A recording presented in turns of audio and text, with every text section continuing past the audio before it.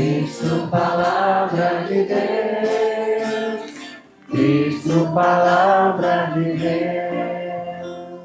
Eu sou a ressurreição, eu sou a vida. Quem crê em mim não morrerá eternamente. Louvor e glória a ti, Senhor. Cristo, palavra de Deus. Cristo, palavra de Deus. O Senhor esteja convosco. Proclamação do Evangelho de Jesus Cristo, segundo João. Naquele tempo, havia um doente, Lázaro, que era de Betânia, o povoado de Maria e de Marta, sua irmã. Maria era aquela que ungira o Senhor com perfume e enxugara os pés dele com os seus cabelos. O irmão dela, Lázaro, é que estava doente. As irmãs mandaram então dizer a Jesus: Senhor, aquele que amas está doente. Ouvindo isto, Jesus disse: Esta doença não leva à morte. Ela serve para a glória de Deus, para que o Filho de Deus seja glorificado por ela. Jesus era muito amigo de Marta, de sua irmã Maria e de Lázaro. Quando ouviu que este estava doente, Jesus ficou ainda 2 dias no lugar onde se encontrava. Então disse aos discípulos: Vamos de novo à Judéia. Os discípulos disseram-lhe: Mestre, ainda há pouco os judeus queriam apedrejar-te, e agora vais outra vez para lá? Jesus respondeu: O dia não tem 12 horas? Se alguém caminha de dia, não tropeça, porque vê a luz deste mundo. Mas se alguém caminha de noite, tropeça, porque lhe falta a luz. Depois acrescentou: O nosso amigo Lázaro dorme, mas eu vou acordá-lo. Os discípulos disseram: Senhor, se ele dorme, vai ficar bom. Jesus falava da morte de Lázaro, mas os discípulos pensaram que falasse do sono mesmo. Então Jesus disse abertamente: Lázaro está morto. Mas por causa de vós, alegro-me por não ter estado lá, para que creiais. Mas vamos para junto dele. Então Tomé, cujo nome significa gêmeo, disse aos companheiros: Vamos nós também para morrermos com ele. Quando Jesus chegou, encontrou Lázaro sepultado havia 4 dias. Betânia ficava a uns 3 quilômetros de Jerusalém. Muitos judeus tinham vindo à casa de Marta e Maria para as consolar por causa do irmão. Quando Marta soube que Jesus tinha chegado, foi ao encontro dele. Maria ficou sentada em casa. Então Marta disse a Jesus: Senhor, se tivesses estado aqui, meu irmão não teria morrido. Mas mesmo assim eu sei que o que pedires a Deus, ele te concederá. Respondeu-lhe Jesus: Teu irmão ressuscitará. Disse Marta: Eu sei que ele ressuscitará na ressurreição no último dia. Então Jesus disse: Eu sou a ressurreição e a vida. Quem crê em mim, mesmo que morra, viverá. E todo aquele que vive e crê em mim, não morrerá jamais. Crês isto? Respondeu ela: Sim, Senhor. Eu creio firmemente que tu és o Messias, o Filho de Deus, que devia vir ao mundo. Depois de ter dito isto, ela foi chamar a sua irmã, Maria, dizendo baixinho: O Mestre está aí e te chama. Quando Maria ouviu isso, levantou-se depressa e foi ao encontro de Jesus. Jesus estava ainda fora do povoado, no mesmo lugar onde Marta se tinha encontrado com ele. Os judeus que estavam em casa consolando-a, quando a viram levantar-se depressa e sair, foram atrás dela, pensando que fosse ao túmulo para ali chorar. Indo para o lugar onde estava Jesus, quando o viu, caiu de joelhos diante dele e disse-lhe: Senhor, se tivesses estado aqui, o meu irmão não teria morrido. Quando Jesus a viu chorar, e também os que estavam com ela, estremeceu interiormente. Ficou profundamente comovido e perguntou: Onde o colocastes? Responderam: Vem ver, Senhor. E Jesus chorou. Então os judeus disseram: Vede como ele o amava. Alguns deles, porém, diziam: Este que abriu os olhos ao cego, não podia também ter feito com que Lázaro não morresse? De novo, Jesus ficou interiormente comovido. Chegou ao túmulo. Era uma caverna, fechada com uma pedra. Disse Jesus: Tirai a pedra.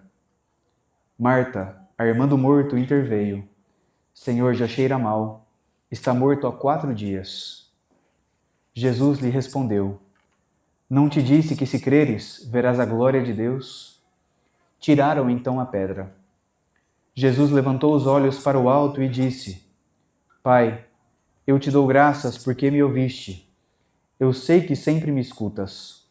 Mas digo isso por causa do povo que me rodeia, para que creia que tu me enviaste. Tendo dito isso, exclamou com voz forte: Lázaro, vem para fora. O morto saiu, atado de mãos e pés com os lençóis mortuários, e o rosto coberto com um pano. Então Jesus lhes disse: Desatai-o e deixai-o caminhar. Então muitos dos judeus que tinham ido à casa de Maria e viram o que Jesus fizera, creram nele.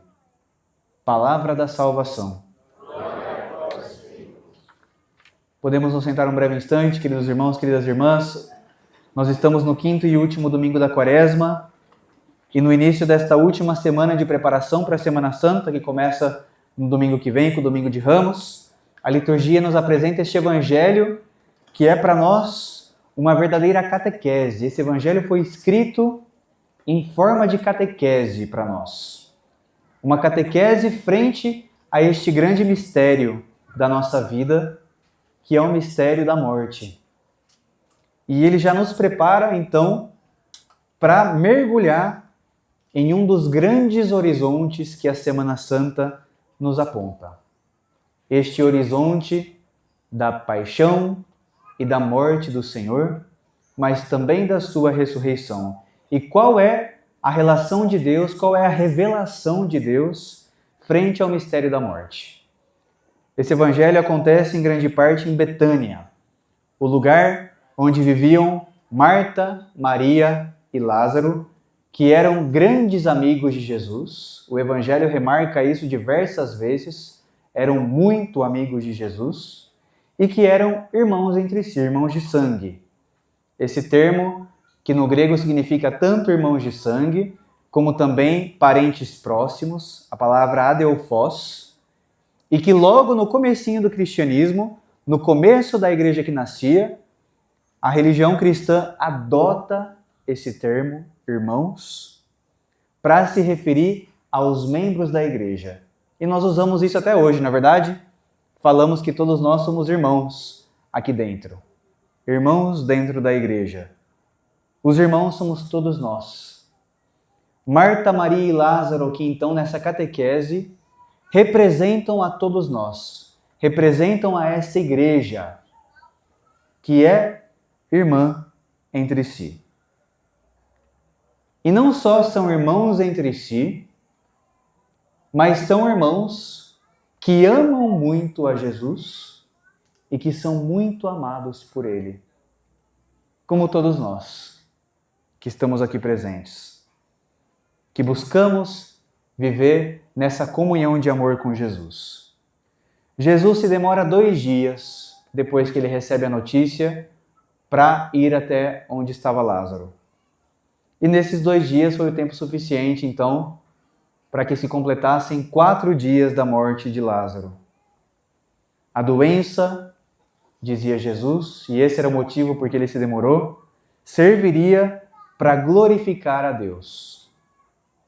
E aqui Jesus nos apresenta o sentido da morte, que para nós é uma realidade que dói muito, uma realidade muito dolorosa, uma realidade marcada pela falta de compreensão, uma realidade que muitas vezes, inclusive, balança a nossa fé. Jesus dá um novo sentido para a morte. Ele diz: não se preocupem, Lázaro dorme. Está adormecido. A morte, desde a perspectiva de Deus, é um momento de dormição.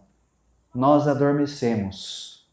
A morte é um sono que nós entramos aqui nessa terra, morremos na nossa vida terrena, deixamos de existir como corpo aqui nesta vida terrena, mas acordamos deste sono para a vida eterna, para a vida definitiva, para a vida verdadeira, que é a vida que nós viveremos junto do Senhor. Mas ao chegar em Betânia, tanto Marta como Maria, como boas mulheres que são e passam um recado na entrelinha, falam a mesma frase para Jesus, uma frase que é um pouco cobrança, mas também uma profissão de fé. Senhor, se tivesses estado aqui, meu irmão não teria morrido. Passaram um recado ali para Jesus, né? O Senhor podia ter estado aqui, não esteve. Mas a gente acredita que se o Senhor tivesse estado aqui, nosso irmão não teria morrido. E Jesus, que é verdadeiramente Deus, mas também verdadeiramente homem, deixa aqui o seu lado humano aparecer. O seu lado humano aflora. Jesus sente a morte de Lázaro. Sabe que ele poderia ter feito coisas para que aquilo não acontecesse. Mas sente a morte de Lázaro. Se emociona, chora, sofre. Jesus mostra então que do lado humano isso é muito normal acontecer. E é necessário que aconteça. O nosso lado humano sofre com a morte dos nossos entes queridos. Mas Jesus, como Filho de Deus, como Deus Filho, como Senhor da vida, como Autor da vida, como Deus da vida, afirma: teu irmão ressuscitará. Marta fala: eu sei que ele vai ressuscitar lá no último dia. E Jesus então deixa mais claro: eu sou a ressurreição e a vida. Eu sou. Ele fala no presente. O milagre que Jesus faz, para os olhos de quem via, era Lázaro voltando à sua vida biológica. Para apontar a glória de Deus e para que as pessoas ali em volta acreditassem em Jesus. Mas Jesus mostra mais do que isso. Jesus aqui mostra que Deus é este autor da vida que tem poder sobre a vida e que é a vida e que pode fazer o que bem entende com a vida e mais do que isso, é o Deus que quer que a gente viva, Ele quer a nossa vida. E Jesus então faz este milagre, que foi o único que Ele fez, viu? Foi a única pessoa que Ele fez voltar à vida biológica. Depois, a ressurreição, quando a gente fala, não é a ressurreição aqui, é a ressurreição na vida eterna, mas que serve este milagre, que foi dos últimos milagres que Jesus fez, e talvez o mais impressionante, o mais fascinante, serve de sinal de que essa vida eterna que Ele promete na ressurreição é uma vida eterna que nós já podemos experimentar aqui alguns destellos, algumas faíscas. Podemos experimentar aqui, na nossa vida terrena, esses destellos, pequenas experiências da vida eterna. Por quê? O que é a vida eterna? O que significa a vida eterna? Sabemos pouco sobre ela, mas o que nós sabemos é que a vida eterna é uma eterna presença de Deus. É viver eternamente na presença de Deus, na comunhão com Deus, na amizade com Deus. Voltamos no tema da amizade. Marta, Maria e Lázaro eram muito amigos de Jesus. Uma comunhão de profunda intimidade com Ele. E aqui, nessa vida terrena, nós já podemos experimentar algo disso. Podemos experimentar uma profunda amizade com Deus, uma profunda comunhão com Ele. Por isso a carta aos Romanos, que nós escutamos na segunda leitura, diz: se Cristo está em vós, Embora o vosso corpo esteja ferido de morte por causa do pecado, o vosso espírito está cheio de vida. Nós, batizados, temos no nosso espírito cheio com a vida do Senhor. E assim, nas nossas vidas, assim como para Lázaro se cumpriu naquele dia, se cumpre a profecia de Ezequiel. Vou abrir as vossas sepulturas, porei em vós o meu espírito, para que vivais. É este Senhor que nos dá a vida, inclusive quando a nossa vida parece mais morte do que vida. Quantas vezes, ao longo da nossa vida, do nosso dia a dia, nós nos deixamos assolar por experiências de morte. E aqui eu não estou falando da morte física somente, porque existem mortes muito piores. A morte física é parte da vida, faz parte do nosso processo de vida. É aquilo que Deus mostrou, é um momento em que a gente dorme. Mas quando Jesus vem falar da morte verdadeira, da qual Ele vem nos salvar, a morte verdadeira é o oposto da vida verdadeira. A morte, se a vida verdadeira é viver na presença de Deus, na comunhão com Ele, a morte verdadeira é viver longe dele. E quantas vezes ao longo da nossa vida nós experimentamos também destellos dessa morte verdadeira? Momentos em que sofremos profundas desilusões e essa desilusão, inclusive, enfraquece a nossa fé. Nos põe para longe de Deus. Momentos de desesperança, momentos de desespero, em que tudo se escurece e a nossa fé cai lá no chão, enfraquece, some. Passamos dias, semanas, meses, às vezes até anos, vivendo essa pequena morte verdadeira na nossa vida, enterrados em sepulcros. E aqui nós precisamos treinar os nossos ouvidos para escutar a voz do Senhor, que olha para nós nesses pequenos sepulcros e fala a mesma frase que falou para Lázaro: vem para fora, vem para a luz do dia. Jesus fala nesse mesmo evangelho: o dia tem 12 horas. Eu posso caminhar na luz do dia sem tropeçar, mas se eu for caminhar de noite na escuridão, nas trevas, na morte, aí eu vou tropeçar. Vem para fora, vem para a luz do dia, vem que tem vida aqui fora, vem que eu tenho reservado vida para você. Vem, acorda deste sono, acorda deste momento de morte da tua vida e vem viver essa vida, porque eu sou a ressurreição e a vida. E eu vou te fazer ressuscitar neste momento. Percebem como já aqui podemos experimentar essas pequenas faíscas de vida eterna? Jesus tem uma ressurreição reservada para nós, não só no último dia, mas aqui e agora, neste momento da nossa vida. Nós hoje então queremos escutar esse evangelho com esses olhos de Deus, para entender essa vida que Ele tem para nos dar e para pedir para Ele. Estamos na última semana de Quaresma, temos ainda alguns dias até o início da Semana Santa, temos ainda alguns dias até o início do Tríduo Pascal, na Quinta-feira Santa, quando efetivamente termina a Quaresma, para preparar o nosso espírito para aquilo que nós vamos viver na Semana Santa.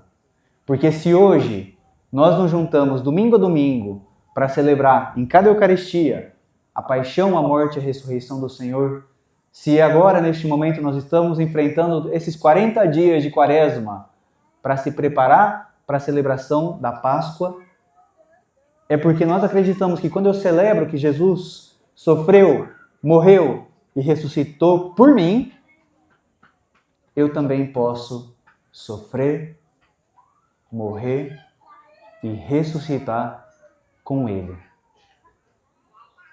Nós que então queremos hoje pedir a Deus e a nossa querida mãe aqui no santuário essa graça profunda de que pela aliança de amor nós possamos acolher com todo o nosso coração essa vida que Jesus quer nos dar e possamos então fazer tudo aquilo que nós podemos fazer para ajudar a que Ele olhe para nós e nos tire dos nossos sepulcros. Assim seja.